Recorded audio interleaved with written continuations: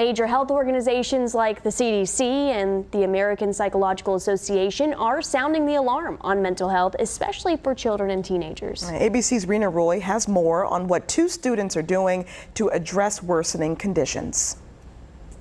Unfortunately, suicide is the second leading cause of death for teens and young adults. Each year, the JED Foundation, a nonprofit that focuses on suicide prevention plus mental health amongst teens and young adults, awards students for their efforts to promote mental well-being. It is incredibly important to have student advocates and youth advocates in mental health because the messenger matters, right? Young people want to hear from other young people. This year's winners are impressive. 17-year-old Audrey Wang is a rising senior at Mission San Jose High School in Fremont, California. So I started being really interested in STEM and especially computer science.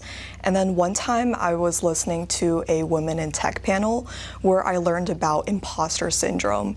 And imposter syndrome deeply resonated with me about feeling not good enough and not feeling like you belong. She used her STEM background to create her website, Effective Cookies. Effective Cookies is a platform where the user can create a mental health card to inspire them to keep going, to remind them of the people that are in their lives and places they still want to go. There's also a mental health filtered Twitter feed that will classify posts as positive, neutral, or negative content. It will bring in their Twitter feed into the machine learning algorithm that I created, and then it will look for keywords in the text. If they're sensitive mental health words, then it will automatically flag it as mental health sensitive. 19-year-old Jose Caballero is this year's college award recipient. I was born in Nicaragua, lived there for 14 years. At a young age, I did struggle a lot with my identity, questioning who I was, questioning my sexuality. That came with a lot of ostracism from my peers and a lot of bullying at school. When Jose came to America and started high school, his struggles continued. He didn't speak the language and felt lost. Then Jose founded In Touch, a nonprofit that gives students a place to connect and share their mental health stories. At the first meeting, it was more than 100 students. I was like, I think this is worth pursuing and this is worth putting my effort, my time.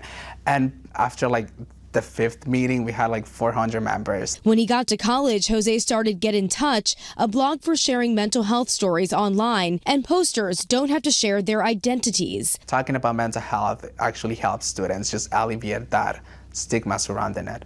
Reena Roy, ABC News, New York.